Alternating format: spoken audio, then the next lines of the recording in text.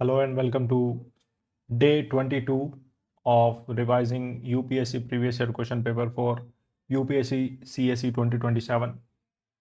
In this video, I will cover GS3 for the year 2023, and I already covered 2025, 2024, all the papers of GS1 to 3, 4, except the case studies of the ethics that I will cover in some separate video.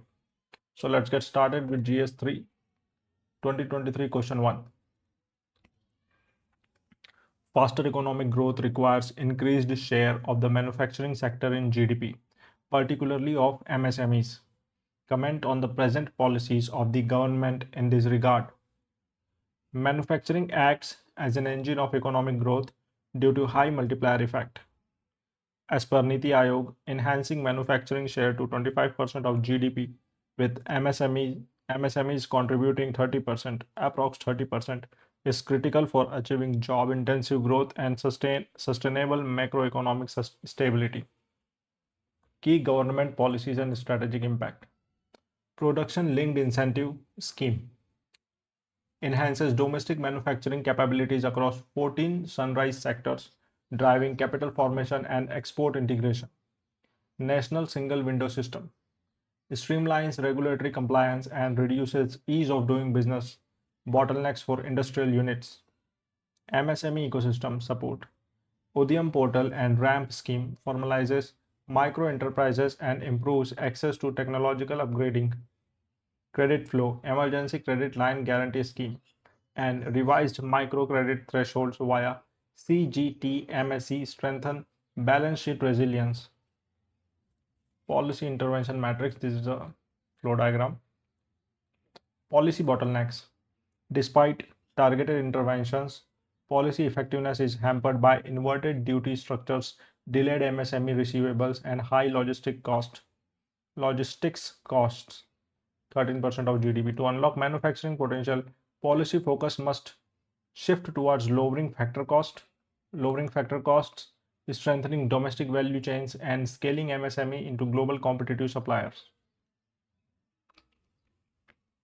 Question 2. What is the status of digitalization in the Indian economy? Examine the problems faced in this regard and suggest improvements. India has achieved rapid digitization driven by the India Stack architecture. According to RBI reports, India accounts for nearly 46% of global real-time digital payment transactions, anchoring digital governance and financial inclusion. Status of digitalization. Fintech and identity infrastructure.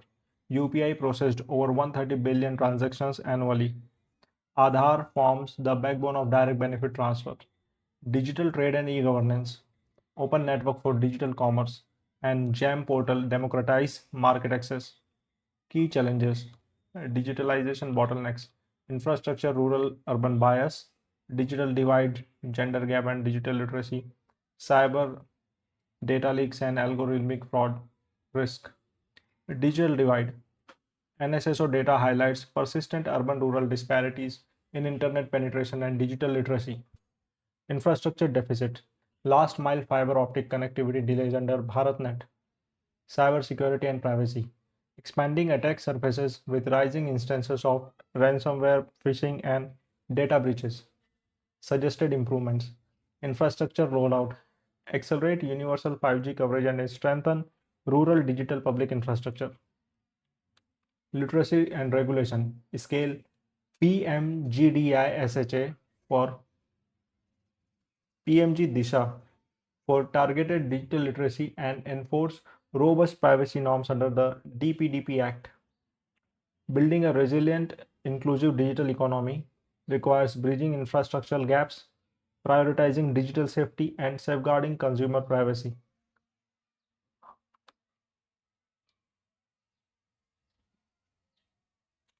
How does e-technology help farmers in production and marketing of agricultural produce? Explain it. E-technology acts as a critical enabler for climate-resilient, market-linked agriculture. Integrating digital solutions addresses informational asymmetries across both pre-harvest and post-harvest value chains, as highlighted by Niti Aayog. Application of e-technology in agriculture. Phase e-technology intervention, core impact. Production. GIS mapping, remote sensing, agri drones. Precision farming targeted into input application, early pest detection. Information. M-Kisan, AgriStack, Weather app, Meghdoot. Real-time agro advisories, microclimate forecasting, soil health tracking. Marketing. ENAM, Egg Market Net.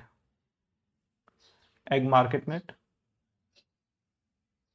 EggMarkNet, sorry, ENAM, EggMarkNet, private agri fintechs, direct farmer to buyer integration, transparent price discovery, reduced intermediary margins, e-technology agri chain, pre-harvest inputs.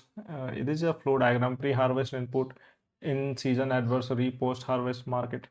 Key challenges. Implementation is constrained by low digital literacy among smallholders, patchy internet connectivity in remote region, and fragmented mandis resisting digital integration. Integrating e-technology through farmer producer organizations and expanding digital public infrastructure DPI in agriculture will accelerate sustainable farming and enhance income security.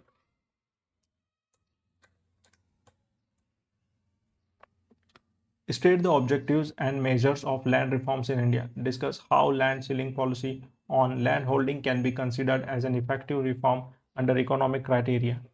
Land reforms were instituted post-independence to restructure agrarian ownership, eliminate feudal intermediaries, and promote social justice alongside economic efficiency. Objectives and key measures. Objectives: abolition of intermediaries, prevention of land concentration, tenure security, and enhancement of agricultural productivity. Measures: zamindari abolition, tenancy regulation, fair rent, scrutiny of tenure, security of tenure, land ceiling laws, and consolidation of operational holdings. Land reform architecture, institutional reform, structural reform.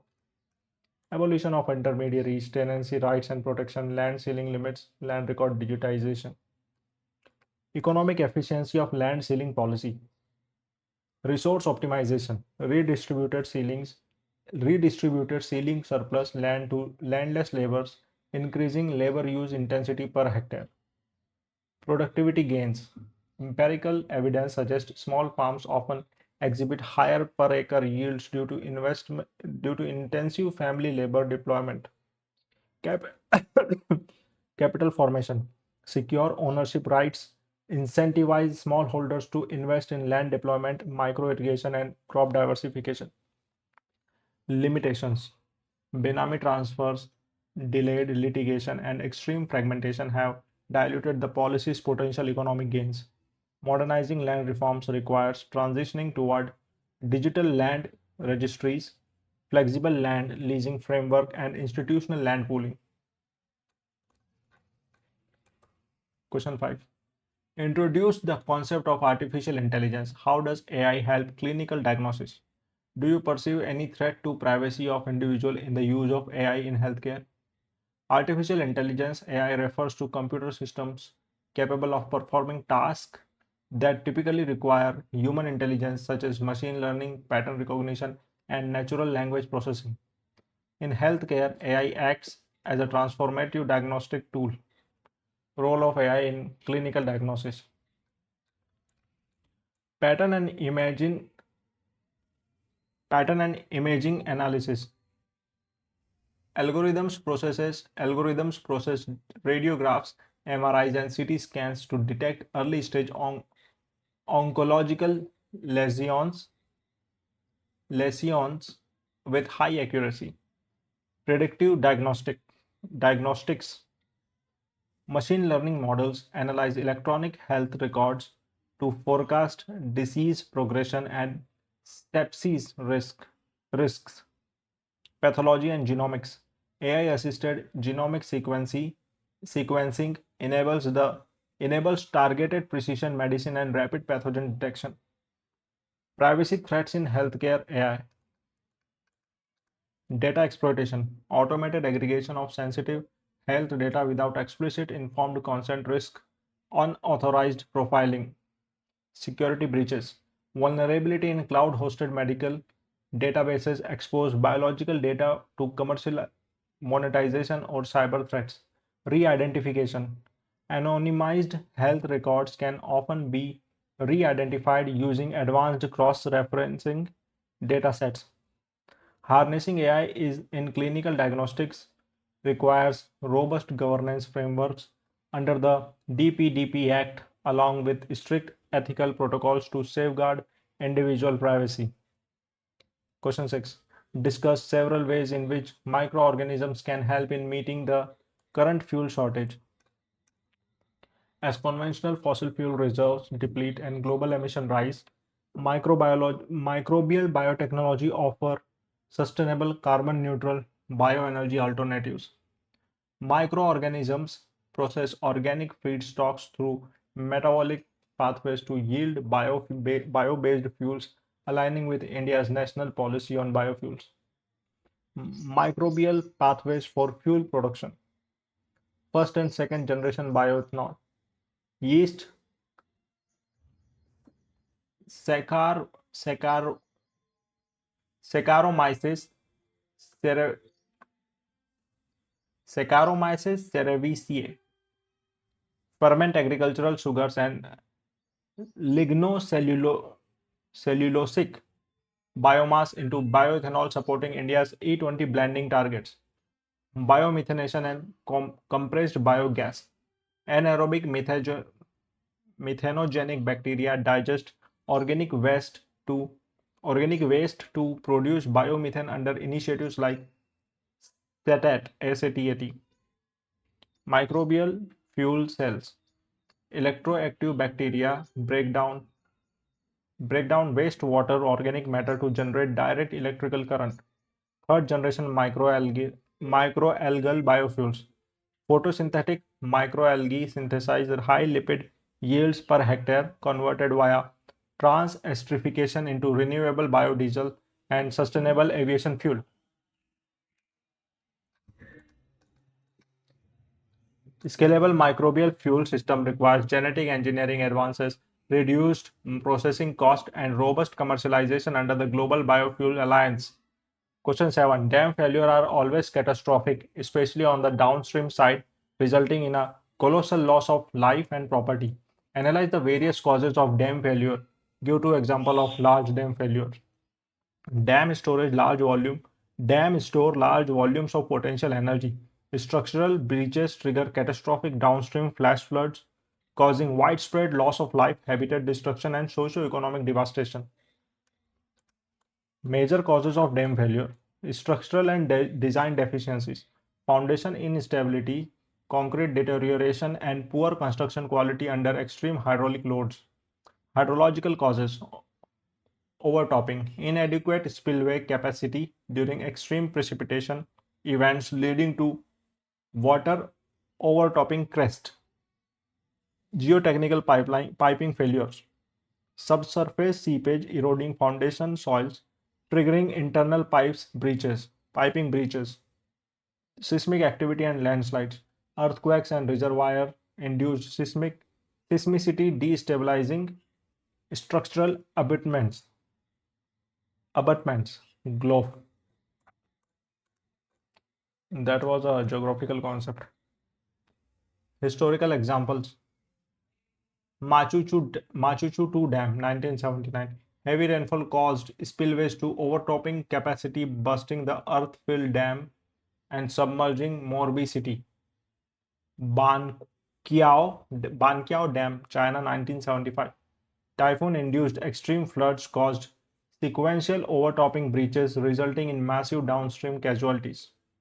Mitigating risk required strict implementation of the Dam Safety Act 2021, NDMA guidelines, structural audits, and real-time early warning systems.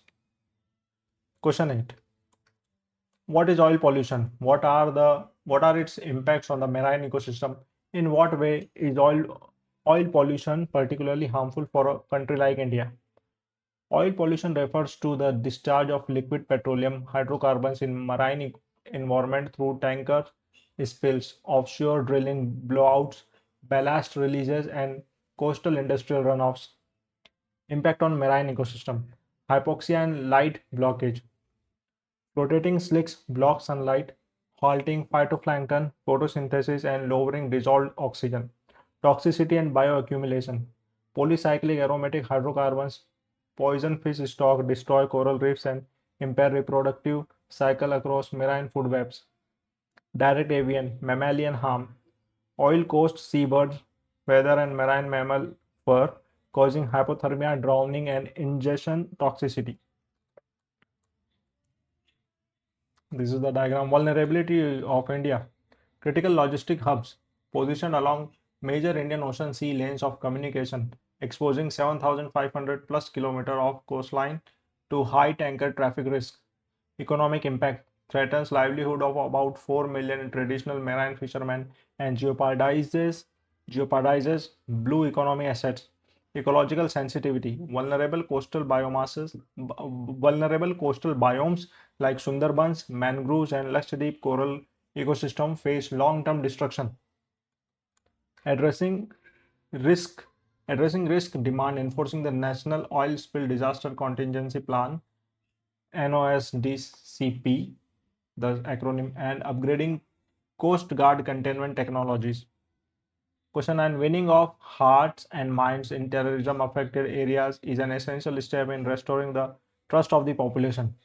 Discuss the measures adopted by the government in this respect as part of the conflict resolution in J&K.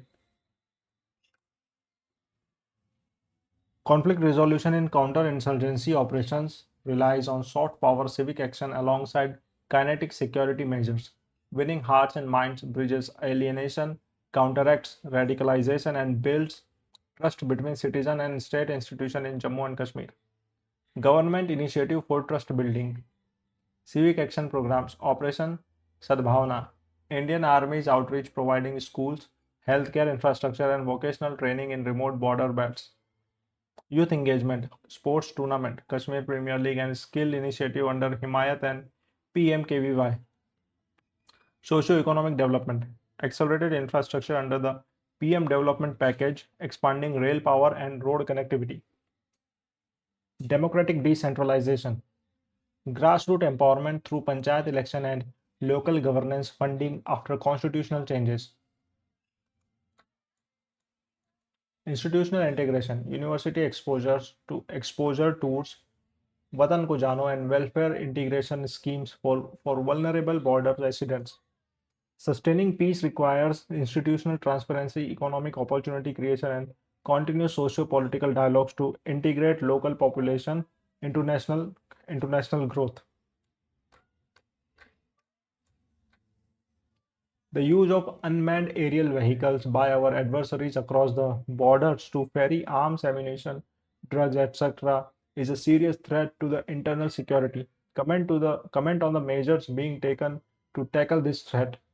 Adversaries uses low cost, low flying unmanned aerial vehicles across western border for asymmetric warfare, smuggling arms, payloads, narcotics, and funding networks into border states like Punjab and J&K. Security implications. Low radar cross section enables UAV to bypass traditional air defense systems, facilitates hybrid threats by financing organized crime and local insurgent networks. Countermeasures adopted. Technological deployment. Implementation of indigenous DRDO anti-drone system equipped with RF detectors, radar tracking, soft kill jamming, and hard kill laser capabilities. Border surveillance grid. Border surveillance grid. BSF and police integration with night vision systems, acoustic sensors, and deep border patrolling grids. Legislative framework, implementation of the Drone Rules 2021 and mandatory remote pilot licensing to track illegal platform ownership.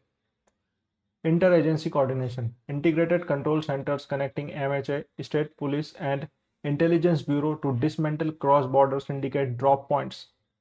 Countering rogue drone operations require deploying AI-based automated counter UAV grids, expanding localized radar arrays and deepening bilateral anti-smuggling cooperation.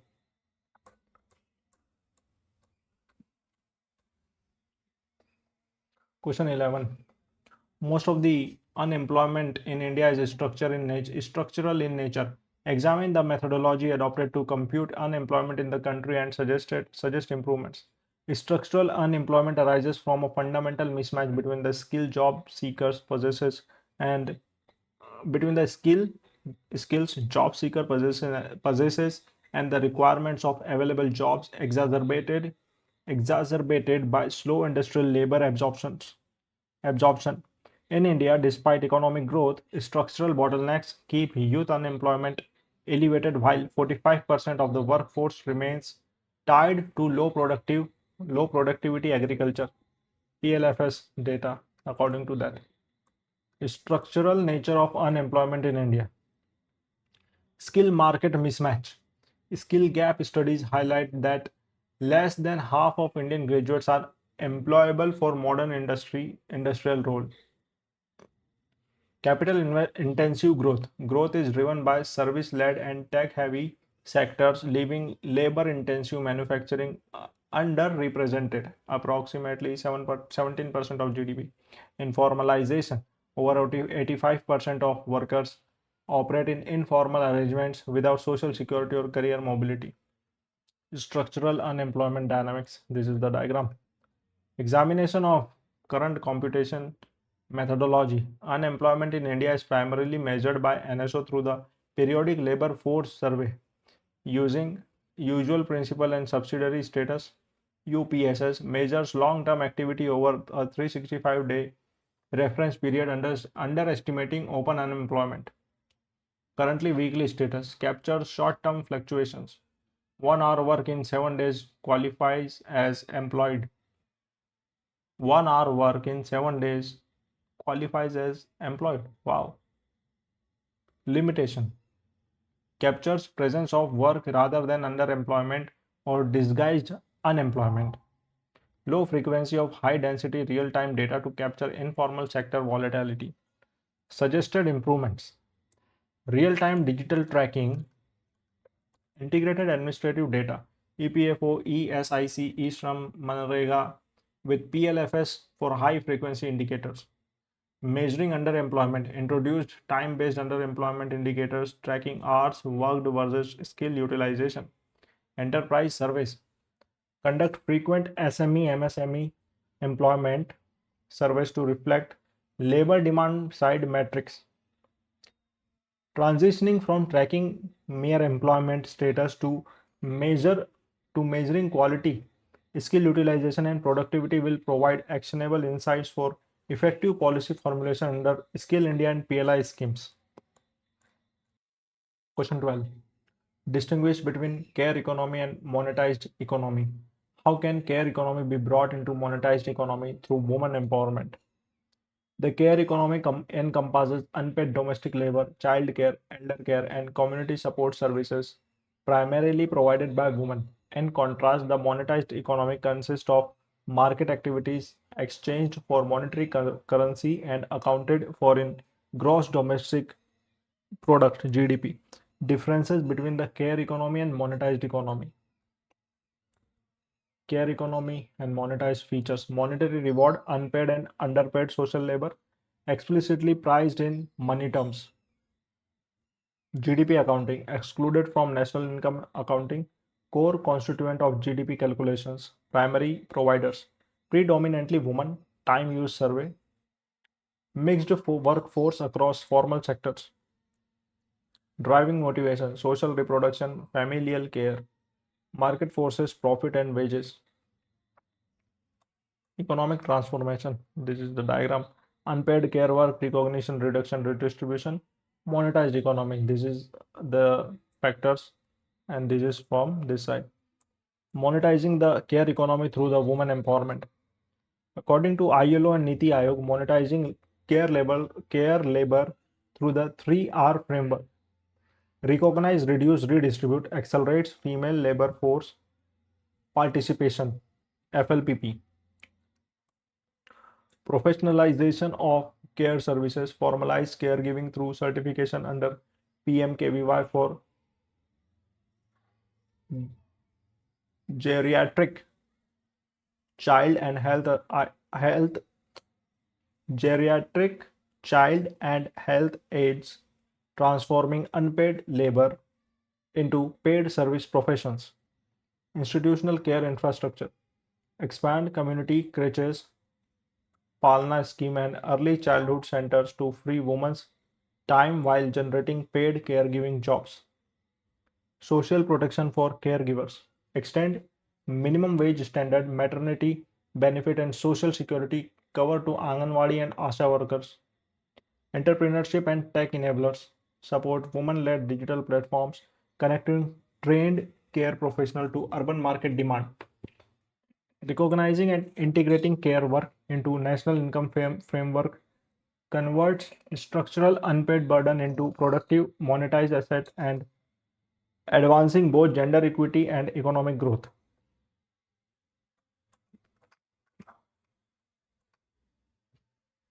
Question 13. Explain the changes in cropping pattern in India in the context of changes in consumption pattern and marketing conditions. Cropping patterns in India, referring to the spatial and temporal distribution of crops, are shifting away from traditional cereal heavy rotation towards high value market oriented commodities. This transformation is driven by changing consumer diets and evolving agricultural trade architectures. Shift in consumption pattern driving cropping Shift in consumption pattern driving cropping changes. An SSO household consumption expenditure surveys show a clear dietary transformation from traditional coarse grain to protein rich, nutrient dense foods. Horticulture expansion, rising urban demand for fruits and vegetables has shifted acreage toward commercial horticulture, Operation Green. Livestock and fodder, increased consumption of dairy and poultry products has elevated fodder cultivation and feed crop acreage, maize and soy. Pulse and oilseed reallocation, shift toward pulses and oilseeds to meet growing domestic protein and edible oil demand. National Edible Oil Mission.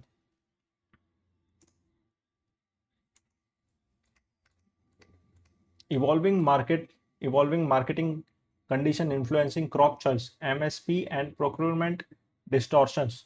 Assured procurement for wheat and paddy under the PDS created monocropping incentives in the Indo-Gangetic plains affecting water tables. Supply chain modernization. Direct sourcing by agri-techs, retail outlets, and contract farming models incentivizes cultivation of uniform high-value export varieties. Digital trade and logistics, ENAM, cold chain corridors, and Kisan rails reduce post-harvest risk for perishable, encouraging farmers to shift away from food grains. Aligning cropping patterns with ecological realities and dietary trends requires crop diversification incentives, micro irrigation support, and price stabilization mechanism to ensure long-term sustainable agriculture.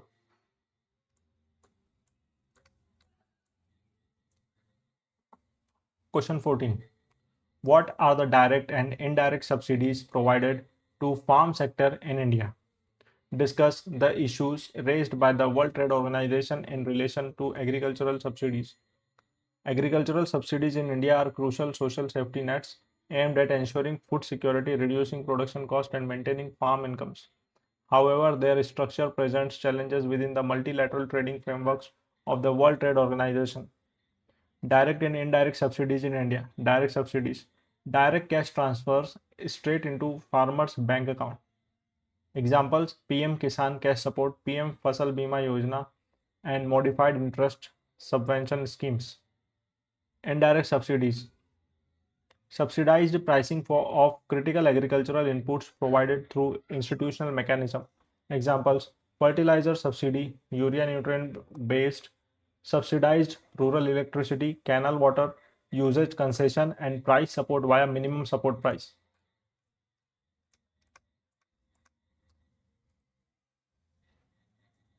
Agricultural subsidies, direct, indirect. indirect are these, direct are these. Issued issues raised by the World Trade Organization WTO. Under the WTO Agreement on Agriculture (AOA), Indian farm support faces scrutiny across three main pillars: do de minim, de minimis limits, amber box.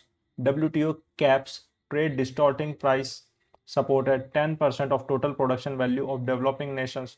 India's MSP support for rice and wheat periodically approaches or breaches this threshold. Public stockings, PSH for food security. India relies on temporary peace clause negotiated at the Bali Ministerial 2013 to protect its public stock holding against legal challenges. But developed nations demand a permanent solution with strict transparency norms. Input subsidies controversies.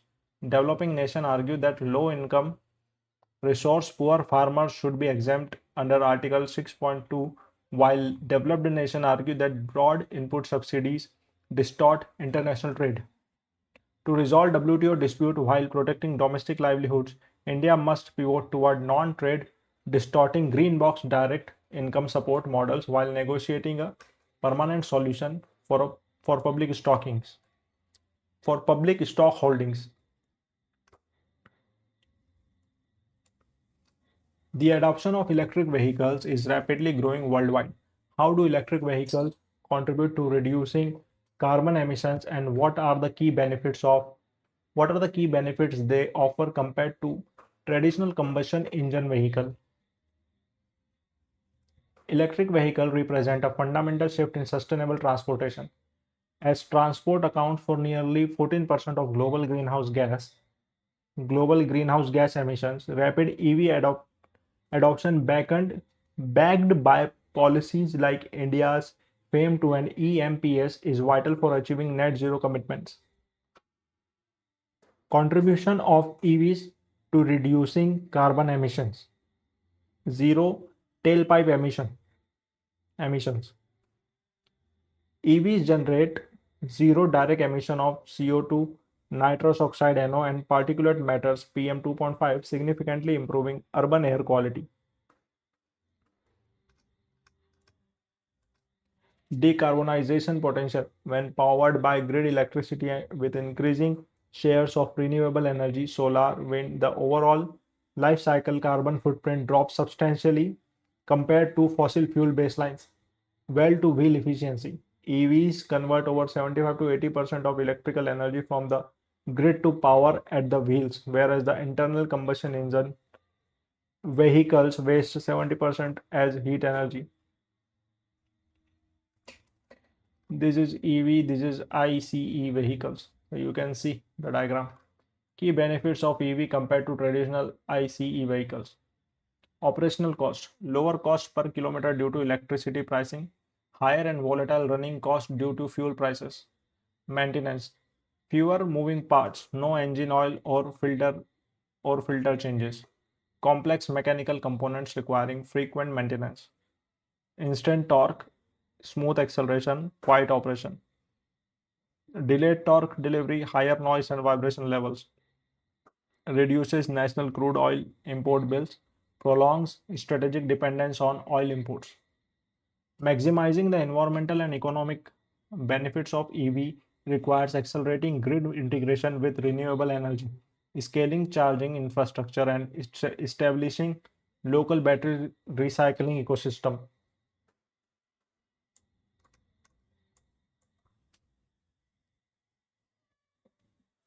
What is the main task of India's third moon mission, which could not be achieved in earlier its earlier mission?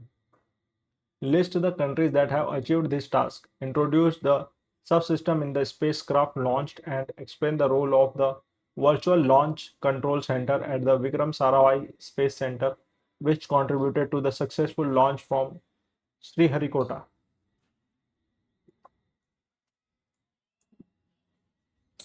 India's Chandrayaan-3 mission successfully demonstrated end-to-end capability in lunar exploration, establishing India's technological prowess in deep space operations. Main task and successful nation. Main task achieving a safe, controlled soft landing on the lunar surface and deploying a robotic rover to conduct in situ chemical and thermal analysis, an objective unfulfilled during Chandrayaan 2 due to high velocity descent anomaly. Nations achieving soft landing: USA, Soviet Union, Russia, China, India, fourth nation globally and first near the lunar south pole, and Japan. Subsystem of the spacecraft. Chandrayaan 3 comprised two primary integrated modules. Propulsion module 2148 kilograms, lander module 1752 kilograms. Shape payload Earth spectroscopy, orbit transfer engine, Pragyan rover, navigation and guidance sensors, throttleable liquid thrusters. Propulsion module carried the lander rover assembly from injection orbit to a 100-kilometer circular lunar orbit, accommodated the shape payload. Lander module Vikram featured 800 Newton throttleable engines, hazard avoidance cameras, laser altimeters, and scientific instruments. Rover Pragyan, six-wheeled robotic vehicle equipped with APXS and LIBS labs for surface elemental composition analysis. Role of Virtual Launch Control Center VLCC at VSCC. Remote checkout and diagnostics. Provided an advanced virtual observational platform at VSCC Thiruvananthapuram to remotely conduct real-time health checks, system diagnostics, and simulation of launch vehicle parameters prior to actual ignition at SDSC, SAR, and Sriharikota. Risk mitigation: continuously monitored telemetry feeds and cross-validated stage separation parameters mitigating mission failure risk. The success of Chandrayaan 3 highlights ISRO's engineering resilience, laying a firm foundation for future interplanetary missions like Gaganyaan and Shukrayaan.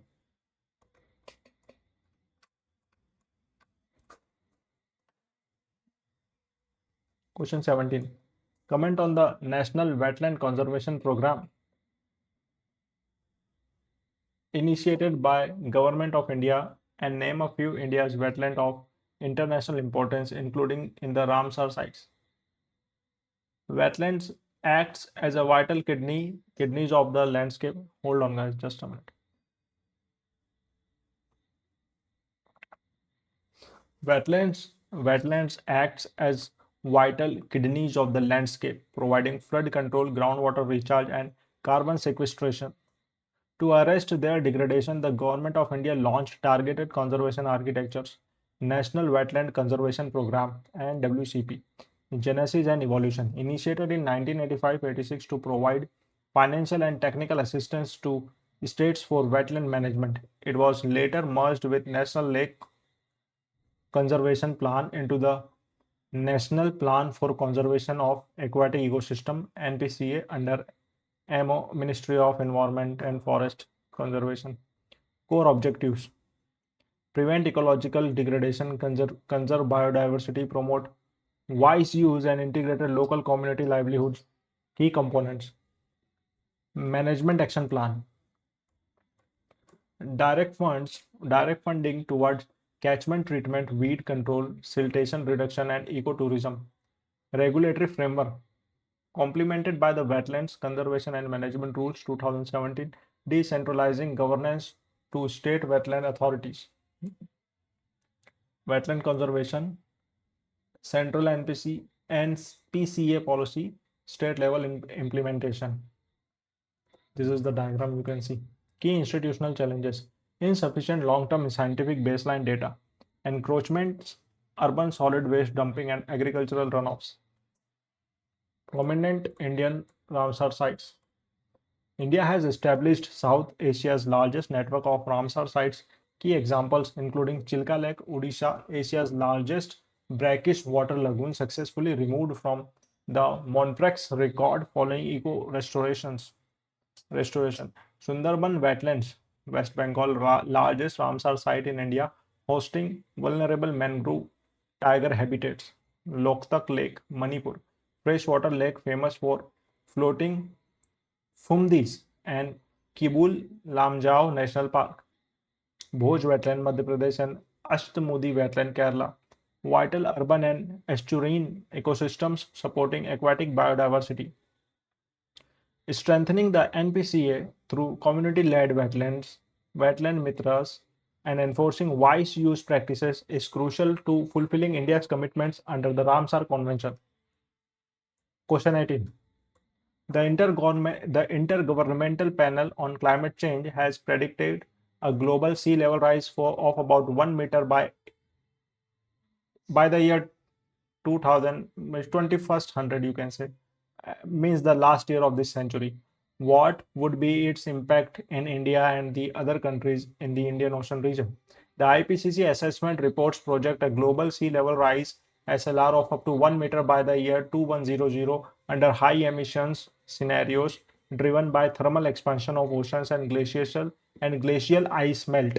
The Indian Ocean region, home to dense coastal population, faces disproportionate climate vulnerabilities.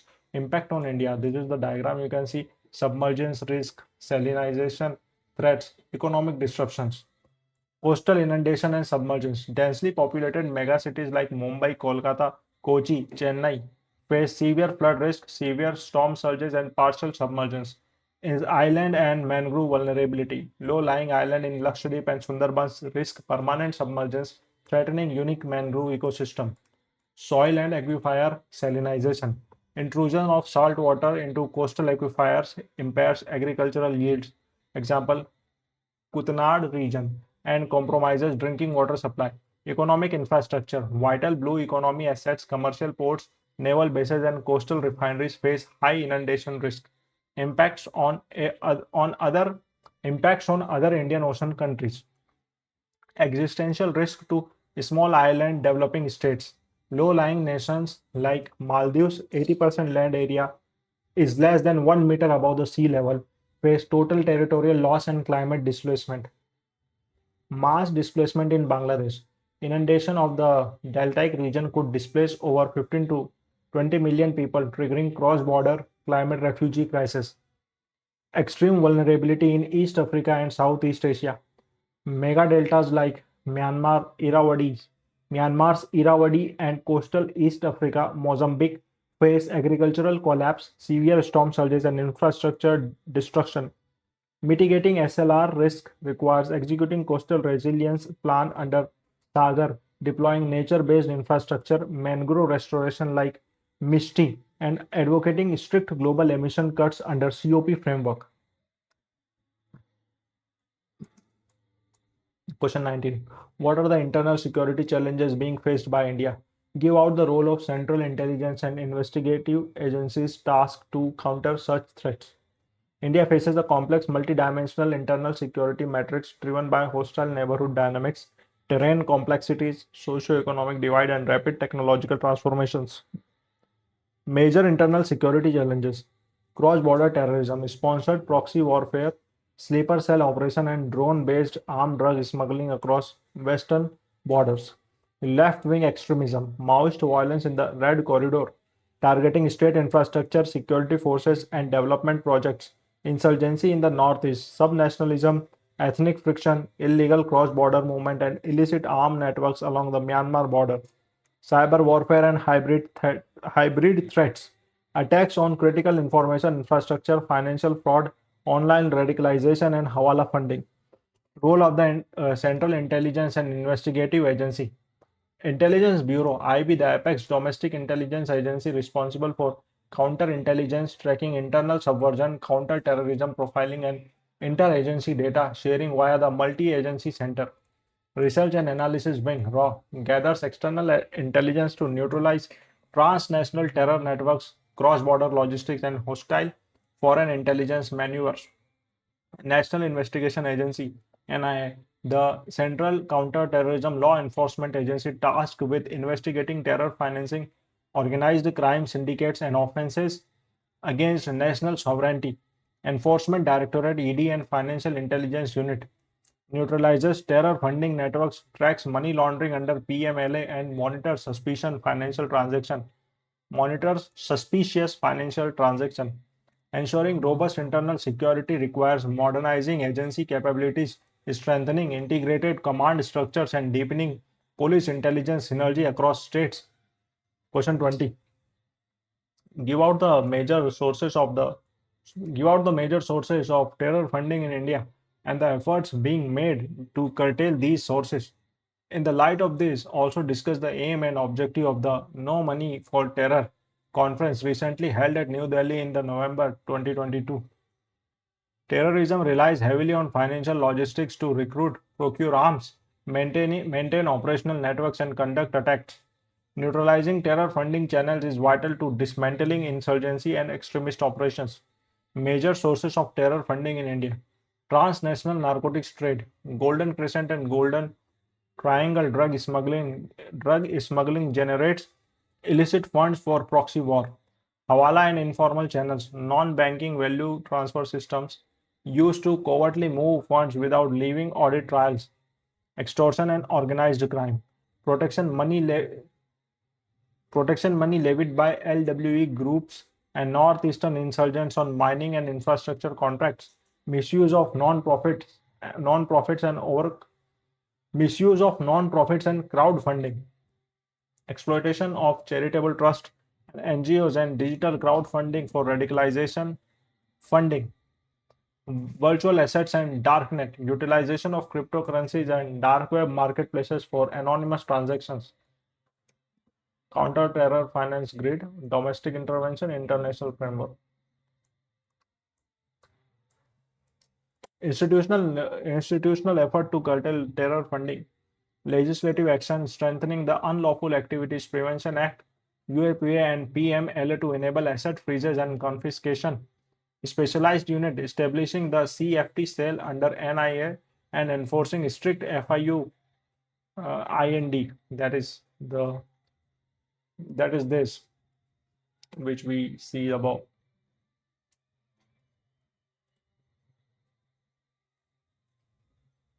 This where it is.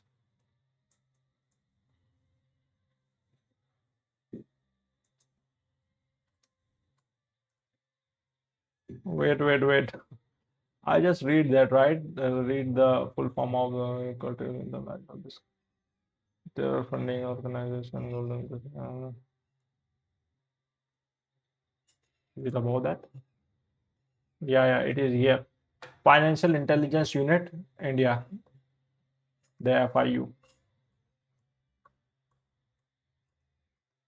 This is FIU, the Financial Intelligence Unit, right? Oh, I forget it again, man. How I will going to crack this exam this way, right? Financial Intelligence Unit.